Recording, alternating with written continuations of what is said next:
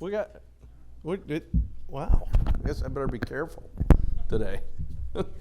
Nothing's getting out, okay? Got a free bowl of soup with it? It's a hell of a deal. Yeah. All right. Yeah, now I'm back on IR, man. And so what happened now? I think I must be tightening it right or something. I have no idea. Tightening the screws to it. We have to figure this out.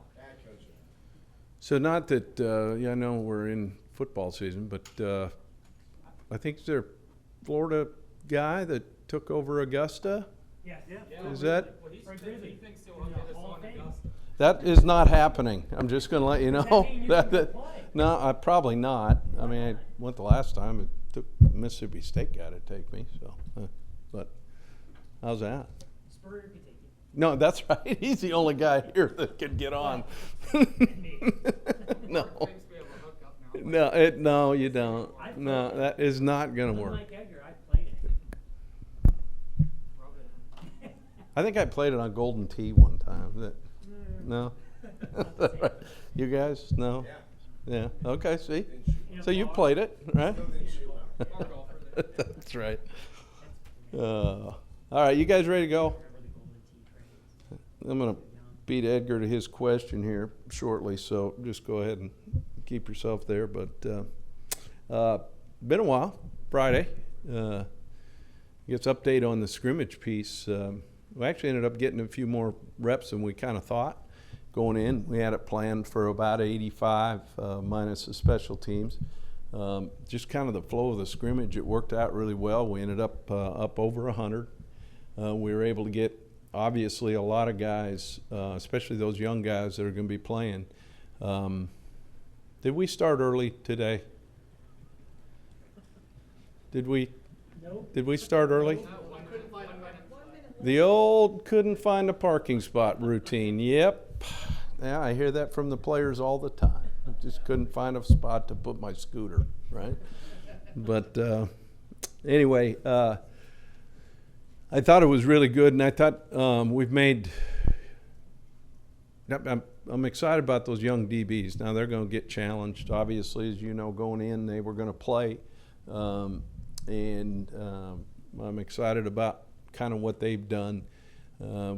We're able to kind of put some guys on the corner. I think our nickel and dime spots are starting to get solidified, both with Marco and Steiner, who's done a really good job in there. Sean Davis has done really happy with him, what he's been doing at the safety spots. Both Henderson and Edwards are ready to play out there, which is good. Brad Stewart has really come a long ways, and I think Chauncey's been a great influence on him. Chauncey's been playing safety, partially with Nick being out and not kind of knowing where he's going to be exactly.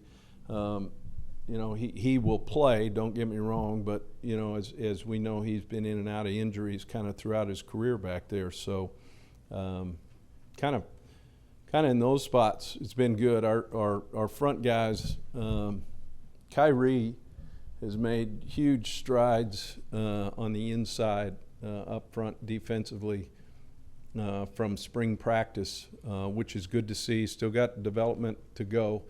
But our Bam Bam boys, Elijah and Slayton, I think those guys are going to be ready as the season wears on. I'm happy with what we've been able to do there. Taven Bryan has stepped up.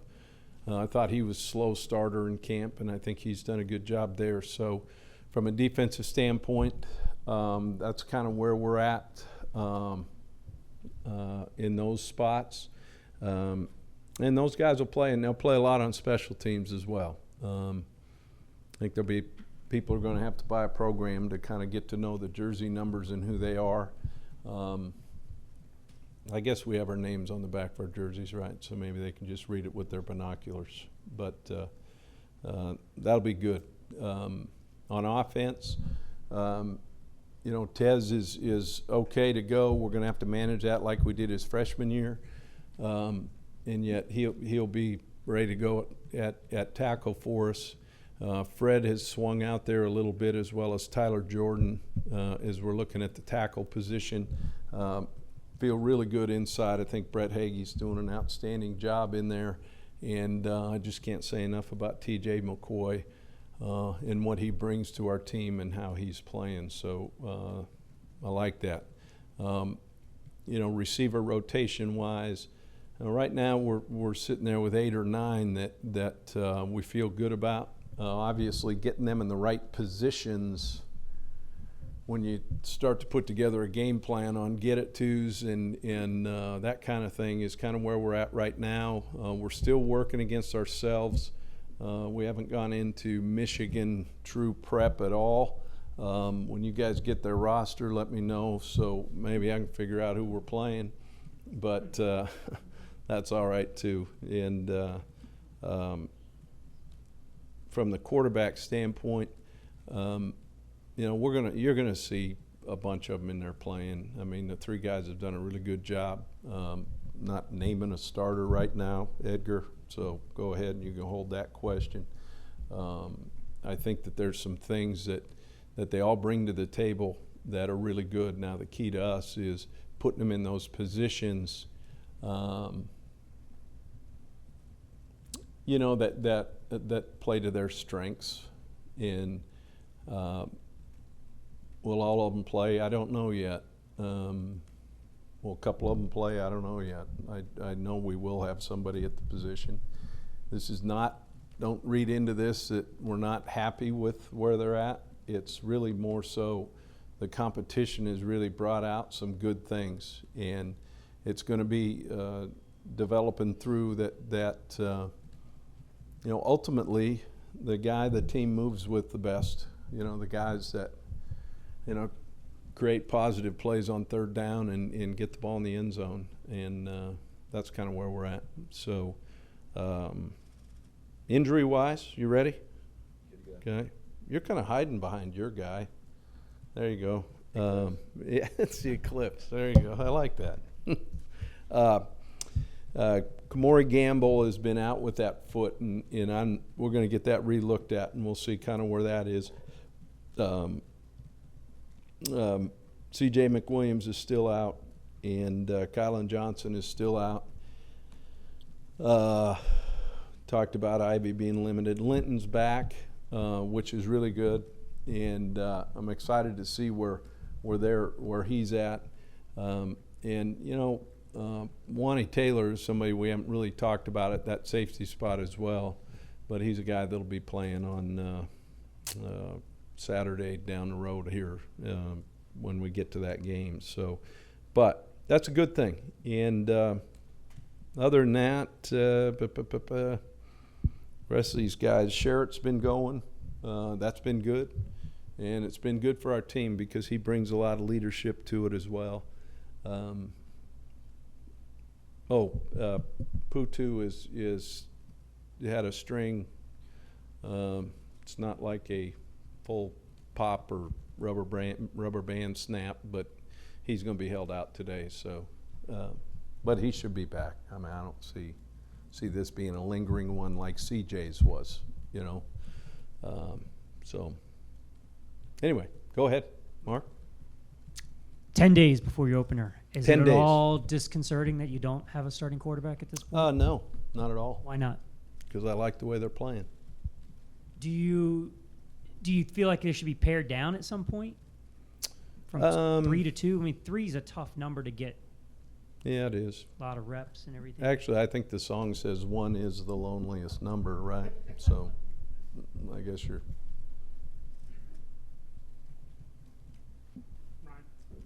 At this point, what more do you hope you're going to see from them to help you make that decision? Like I said, I think they're all going to play. So, we've got a lot more work against each other. We'll see how some things kind of work out, especially in the option game and some of those type of things, and see kind of where that fits for some of those guys. Tom, I know you said you don't expect it to be a lingering issue, but with Putu out for today, who kind of steps into that role? He's Yeah, been I pretty think we consistent. talked about those corners. I think it really depends on whether we're in nickel or dime. I think, Marco, who's also, we don't want to overload him, but he's also our nickel, which obviously puts Henderson in there and Brian Edwards in there as well. To get a bunch of those reps. We didn't talk about Duke, but obviously that's there, and he's been having a really good camp. So, What freshman might play on offense in the opener? Robinson, maybe Green, um, one of the running backs. the running backs. I think they're all on deck, and it's always interesting to me. You guys, look, these guys are going to be valuable players on special teams as well, and so they're going to play. I like where we're at the receiver position because we've got some guys back and they're healthy.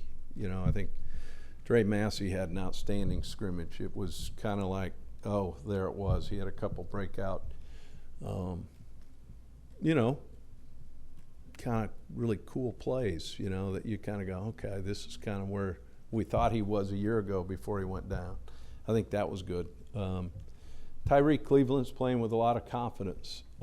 And one thing I've seen kind of just out of our team in general, and time will tell. We'll see how is the stage too big for him or what? But our speed, our guys are running fast, and I like that. Mark, you're definitively not playing mind games here, right? With the quarterback situation, are you? Definitively, Well, yes, I mean, you're absolutely, not. definitively not doing that. There are no mind games. I know what you got to write what you got to do. I told you the answer. So, but definitively, that is a true statement. I love it. Somebody playing mind games would definitively say they weren't playing mind games. That's right. Yeah, I wasn't sure which. Definitive, one way or the other. Yeah. We talked to your kicker and punter yesterday. Oh, good. Both of How'd them. they do? They did well. Did they do okay? But they Did both you said- talk to the long snapper? Ryan? Do you was know there. who it is? Ryan Farr. He was there. Really? Yeah. Don't say his name. We don't want anybody to know who he my is. area of expertise. Okay. They said they've been practicing a post field goal extra point celebration. Interesting. So I was wondering what would happen. What would the conversation be if they got a field goal called back for an excessive celebration? Here's the one thing about the excessive celebration, as was told to us by our head of officials, who came and spoke to us. Yeah. And Steve said one of the big things is, as long as you don't call attention to yourself and you celebrate with teammates, they're not going to, get too jacked up about it. Now, this ought to be interesting. Those guys have some time on their hands. So I'm sure that they probably come up with some pretty good stuff. Edgar? They better not get a penalty. Yeah, Coach, you've mentioned before, and a lot of coaches say that you all kind of take from each other, steal from each other, and apply things to your offense. What ideally is what in your mind what your offense looks like? Well, obviously being good on third down and production in the red area.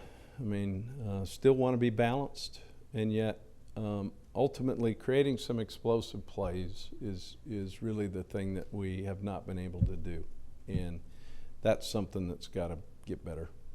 I mean, what's your preferred way to kind of get to that point? Really, whatever it takes to eventually win the game. Explosive plays can happen in a lot of different ways. I think we've got some runners that can finish. I think the big thing is we've got some wideouts that we need to be able to create some space for, and we've got to be accurate in the delivery of the ball.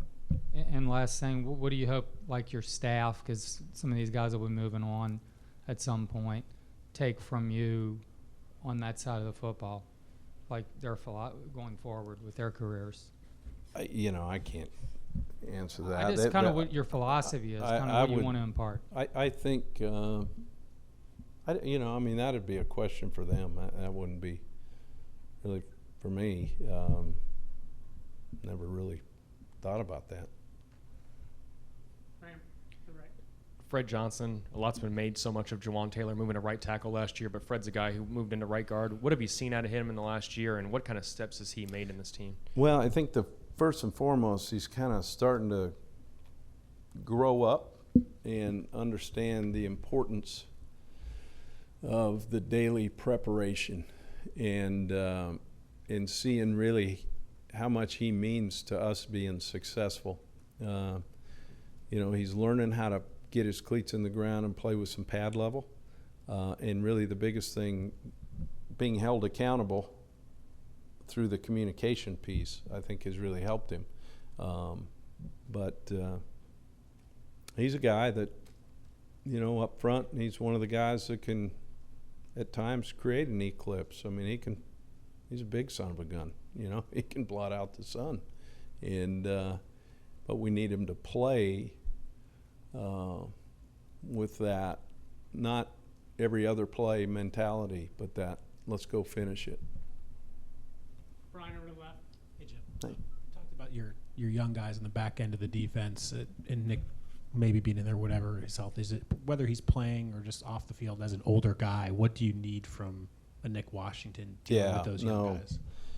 Nick's been great because he's a guy who is very cerebral in what we're doing. He studies the game, and what he does is he brings that to those young guys on the preparation piece. Now, as we head to the end of the week and now start, a day early on our opponent, him really getting with those guys on what to study, how to study, and the importance of letting each other know,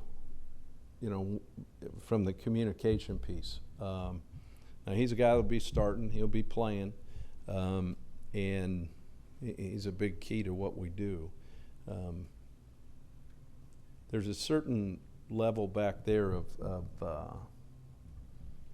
there's been a good legacy built, in that room, and those young guys kind of understand, learning from the older guys on what that is and what it means. Has been really good. I'll in the back, go straight in the back. Coach, Duke is obviously already a leader for you guys, but he's self-admittedly kind of a quiet leader.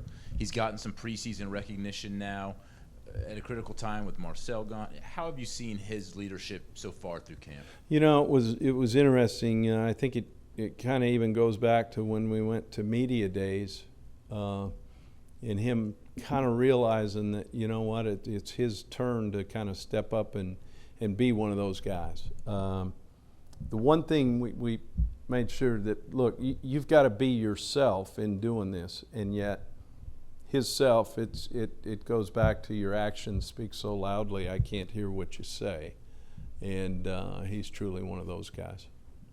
Jordan up front.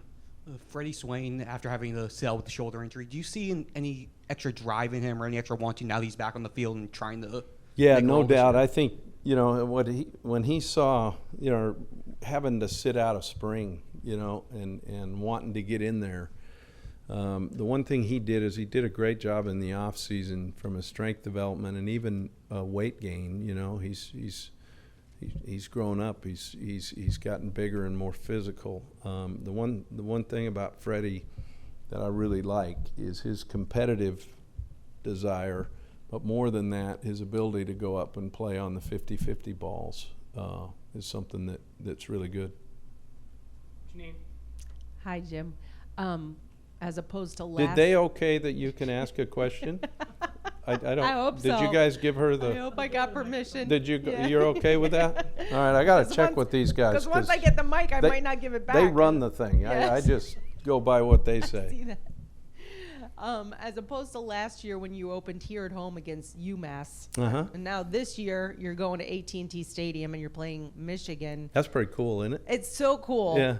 I mean, your guys must be so jacked up for that. But how challenging is it going to be to zero in on the details and prep for Michigan when they only have 5 returning starters and, like you said, no depth chart, and you really can't tell much from a spring game? So how do you go about doing that? You know, I think the big thing is how we go about every year. It's really about what we do. It really has nothing to do with what they do. And our preparation, but your preparation in going into it, understanding situations, the communication of the calls, no matter what pressure they're running, no matter what coverage they're running, you know, your rules have to apply. I think the one good thing is like from an offensive side, the multiple things that we give on defense that we work on, I think helps you.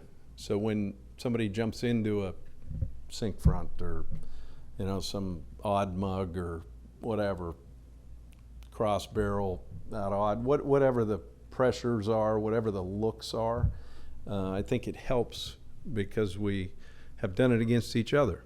And ultimately, in the game of football, it's a copycat kind of thing. So there's a pretty good chance at some juncture, you know, you've hit on some of the looks.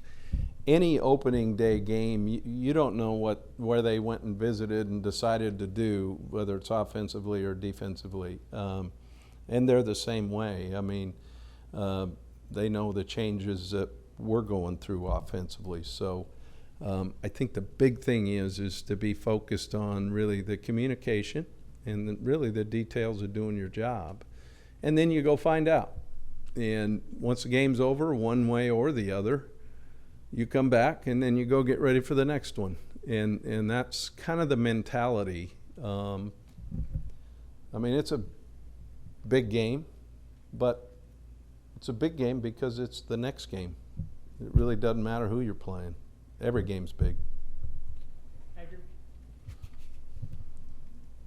What was the big thing you want to see Eddie improve on, and what's the biggest difference in him you've seen? You're talking about kicker Eddie? Yep.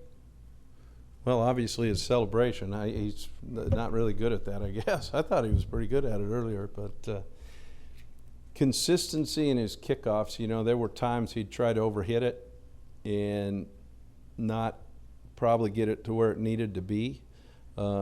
His hang time has been pretty good, but we've really worked on actually placing the hang time to where maybe we can get coverage down there and not always just kick it out of the end zone. And I would say for him, really his daily routine that helps him be consistent. The one thing we've done in practice, you know, we're big on kind of sudden change situations and things like that force you to really trigger on and off. He never knows when the field goal is going to happen. So he's got to stay mentally alert throughout every practice for when we may jump into it. I think that's something we're trying to help him with. So I wasn't aware you were on the field when you hit that 81-yarder. I was on the field? That's what he said yesterday. I was probably looking the other way then. I mean, I don't know. Okay. I mean, well, what's his range? I don't think it was 81. Was it? So you're disputing it now? I don't know. I don't know. Is it? This thing's been under dispute for months. Yeah, I think we ought to bring it back up. I think probably it was altered somehow. Probably, I don't know. Well, how comfortable are you with him? What's the range? You know, I think, you know, him 58 is something that, you know, I feel comfortable he can hit. If needed, and we needed to go further, you know, in whatever that situation is, based on the analytics of fourth down, where it's at in the game, that kind of thing, score differential. Look, I got confidence in the guy. He's, and the thing I like kind of about him is he doesn't really let anything bother him, and that's kind of cool. What did it mean to be able to give Christian Garcia a scholarship, and what do you make of his backstory, having been on the video staff and now a player? You know, I think first and foremost, we've got a lot of guys that deserve that. And in this particular year, just where our numbers were, I think that's kind of shows where we're at now at roster balance. It's well deserved. He's a guy obviously that played critical for us a year ago. And not only that, but you're talking about a guy that does it right. And the guys really respect him, and he's going to be a big part of what we do. With Putu, aside from the injury, we haven't heard a lot about him this camp. How has he looked back there, and how ready is he for a bigger role at that spot? Well, you know, I mean, he is the incumbent starter. I don't think this is going to hold him out. I guess part of the reason maybe we haven't heard about him is most of the questions are about the young guys. You know, it isn't. Fair. I mean, it's not. I haven't talked probably much about Duke either, if you know what I mean. But no, he's been doing a good job. And just lastly, with Chauncey being at safety all camp, how ready? No, he's played some corner and nickel too, okay. So it isn't all camp. So it wouldn't be a tough transition to move him back there if that need arose. No, it'd be. Again, I think Coach Shannon answered it for you. The idea is to get your best 4 or 5 wherever they're at. I think that was answered when you had him before, and that's our philosophy. Let's get the best ones on the field. Thomas. You challenged the offensive line this offseason, and talking to them yesterday, they were well aware that Michigan's defensive front is really good. Well, let's just call it the way it was. A couple of years ago, they physically dominated us, and there's no doubt about it. I mean, you were there, right? And at some point in everybody's life, there's a time to say, you know what, I don't really care about anything, but I'm not going to quit, right? And we'll see what happens. Have you sensed that that's kind of a motivating factor for them, knowing that they open up with a real tough test, basically? Well, the problem I have with that question is why should it be any different whoever you open up with? Any opportunity you have to go out and play, any opportunity you have to go out and compete, it shouldn't matter. The opponent is faceless. You're really competing against yourself. And it goes back to, are you willing to grow, and do you have the courage and the willingness to go out and do it? Or are you just going to say, oh, guys beating the heck out of me, I want to turn and run and go home? Any final questions, guys? Thanks, guys. Appreciate it.